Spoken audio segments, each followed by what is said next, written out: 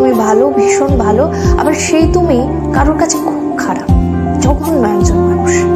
সেটা কেমন করে হয়? প্রশ্নটা মনের মধ্যে আসতেই পারে।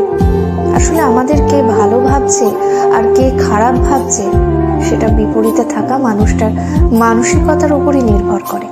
সেই পরিপ্রেক্ষিতে অন্যের মানসিকতার পরিবর্তনের ভার তো তুমি নিতে পারবে না। তাই তোমায় কে কি ভাবলো এই নিয়ে ভাবনা চিন্তাটা একটু দূরেই রাখো। খেয়াল করে দেখলেই বুঝতে পারবে তোমার কথা বলার ধরনে তোমায় কেউ বলবে বাহ বেশ মিষ্টি ভাষী, আবার কেউ বলবে কি ন্যাকারে বাবা। আবার কখনো তুমি যদি স্পষ্টবাদী হও, কেউ তোমায় বলবে প্রতিবাদী, কেউ বলবে ঠোঁট কাটা।